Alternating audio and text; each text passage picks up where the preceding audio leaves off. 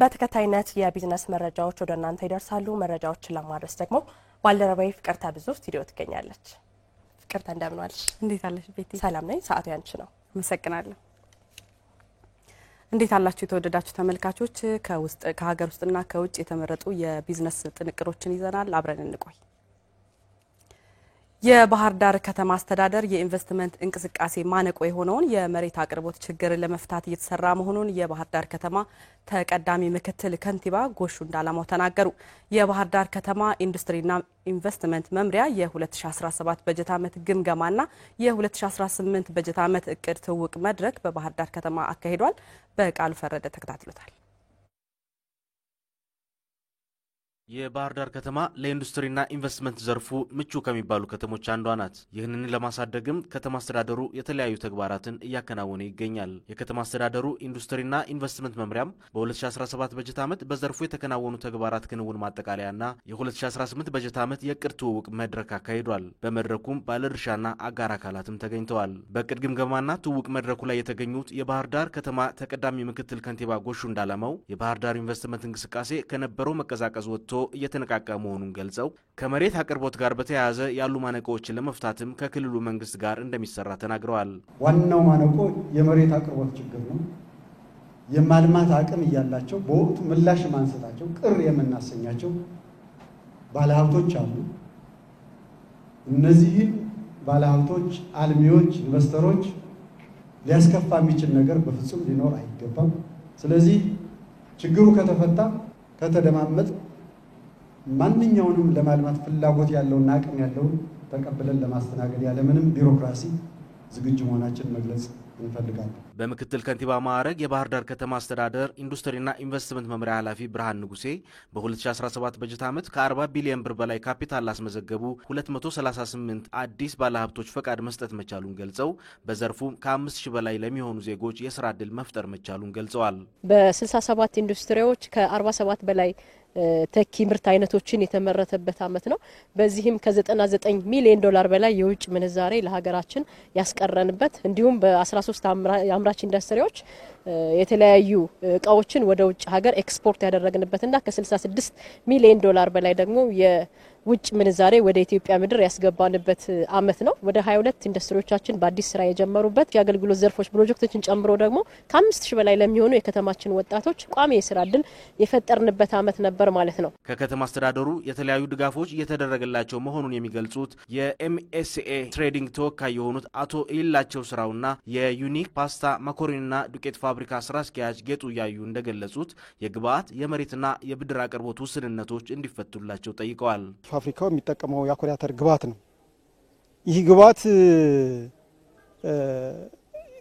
ክሩዱን ጨምቆ ሀገር ውስጥ አስቀርቶ ለዘይት ግብአት አውሎ ዲፋትዱን መሸጥ ሲቻል ቀጥታ አኩሪ አተሩ በጥሬው ወደ ውጭ እንዲላክ መደረጉ እንደ ሀገር ትልቅ ስብራት ነው እና አሁን በአሁኑ ሰዓት ሁሉም የአኩሪ አተር በጥሬው ኤክስፖርተር በመሆኑ ፋብሪካዎችን በሙሉ አቅም ማንቀሳቀስ አለመቻላችን ከመንግስት የትኩረት አቅጣጫ መስጠት አለበት የማስበው እሱን ነው። የቦታ ማስፋፊያ ጠይቀናል፣ ተፈቅዷል። በከተማ አስተዳደሩ እንደ ክልልም ተወስኗል። ነገር ግን እስካሁን አላገኘንም። እንደሚታወቀው ከዚህ ከወቅታዊ ሁኔታ ጋር በተለያየ ገበያ የተዟዟርን መሸጥ ችግሮች ስለነበሩ የካሽ እጥረት ያጋጥመናልና ብድር ጠይቀናል። እሱንም አላገኘንም። ተፈቅዷል ግን አላገኘንም እሱንም። የመምሪያ ኃላፊዋ ብርሃን ንጉሴ የባለሀብቶችን የመሬት አቅርቦት ጥያቄ ለመመለስ ከከተማ አስተዳደሩ 122 ሄክታር መሬት በሳይት ፕላን የመረከብና የካሳ ግመታ ስራ እየተሰራ እንደሚገኝ ገልጸው በቀጣይም የኢንቨስትመንቱን እንቅስቃሴ ለማሳደግ ስራዎች እንደሚሰሩ ገልጸዋል። በዚህ አመት በተለይ የቦታ አቅርቦትን በዋነኛነት ከከተማ አስተዳደሩ ጋር በመነጋገር መፈታት አለበት ብለን 122 ሄክታር መሬት ከከተማና መሰረተ ልማት ጋር በሳይት ፕላን ተረክበን በመሬት ልኬታው ያለቀበትና የካሳ ግምት እየተሰራበት ያለበት ሁኔታ ነው ያለው። ይሄ መሬት በጣም ብዙ አይደለም፣ በጣም ውስን ነው። ቦታ የሚጠይቁን ባለሀብቶቻችን ደግሞ እጅግ በጣም ሰፊ ናቸው። ባህር ዳር ከተማ ላይ በቀጣይ ከክልሉ መንግስት ጋር ተነጋግረን የቦታ አቅርቦት ችግራችን በሰፊው የሚፈጠር ከሆነ እኛ ለባለሀብቶቻችን ለማስተላለፍ ዝግጁ ነን። በመድረኩ ከጥቃቅንና አነስተኛ ወደ መካከለኛ ኢንቨስተርነት ለተሸጋገሩ አንቀሳቃሾች እውቅና ተሰጥቷል። በ2017 በጀት ዓመት ከ2050 በላይ አዲስ ሼዶች ተሰርተው ለተጠቃሚዎች እንዲተላለፉ መደረጉን የአማራ ክልል ስራና ስልጠና ቢሮ አስታውቋል። በህገወጥ መንገድ ተይዘው የነበሩ ከ6200 በላይ ሼዶችና ኮንቴነሮችን ማስመለሱንም ነው ቢሮ የገለጸው። ጌታቸው ስንታየው ተጨማሪ ይነግረናል። በ2017 በጀት ዓመት የስራ ዕድል ከመፍጠር አኳያ ከባለፉት ዓመታት የተሻለ ስራ የተሰራው መንግስታዊ ያልሆኑ ድርጅቶችን አቅም አሟጦ ለመጠቀም ሰፋ ያለ መሆኑን ነው የአማራ ክልል ስራና ስልጠና ቢሮ ምክትል ቢሮ ኃላፊ አቶ አወቀ ዘመነ ያስገነዘቡት። ባልተለመደ ሁኔታ በየትኛውም በጀት ዓመት ተጠቅመንበት የማናውቀውን የግብረሰናይ ድርጅቶችን አቅም አሟጦ ለመጠቀም የተሰራው ስራ ነው። ይህም ወደ 15000 በላይ የሚደርሱ ኢንተርፕራይዞች በነን ገቨርንመንታል ኦርጋናይዜሽን ብቻ የብድር ተጠቃሚ ነበሩ። ወደ 26000 የሚጠጉ 25000 በላይ የሚሆኑ አንቀሳቃሾች የዚሁ ብድር ተጠቃሚ ነው የነበሩት። በነን ገቨርንመንታል ኦርጋናይዜሽኑ ያለውን ብቻ ነው እያነሳሁት ያለ 1.47 ቢሊየን የተሰጠው ብድር ላይ ብቻ ይህን ያክል ኢንተርፕራይዝ እና ይህን ያክል ግለሰቦች የብድር ተጠቃሚ ሆነው ነው የነበረው። ከመሬት አቅርቦት ጋርም ሰፊ ስራ ተሰርቷል የሚሉት ምክትል ቢሮ ኃላፊው ከዚህ ጎን ለጎንም በርካታ ተግባራት መከናወናቸውን ነው የተናገሩት። ሌላኛው ከመሬት ጋር ተያይዞ ሰፋ ያለ መሬት አቅርቦት ለማድረግ ስራ የተሰራበት ሁኔታ ነው ያለው። ኦልሞስት ከ16000 ሄክታር በላይ እንዲቀርብ የተደረገበት ሁኔታ ነው ያለ።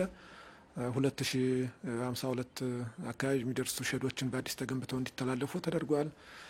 በህገወጥ መንገድ ተይዘው የነበሩ ሼዶችና ኮንቴነሮች እንዲመለሱ ለማድረግ ጥረት ተደርጓል። ከ2500 በላይ ሼዶች ተመልሰዋል።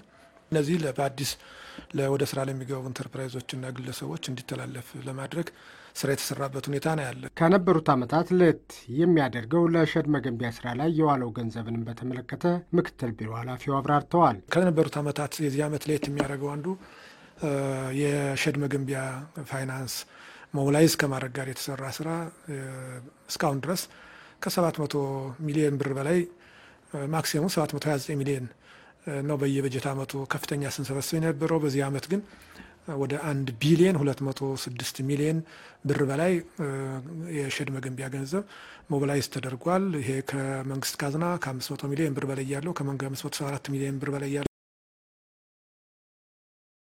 ሚሊዮን ብር 318 ሚሊዮን ብር በላይ ያለው ደግሞ ከህብረተሰቡ ሞቢላይዝ የተደረገ ነው።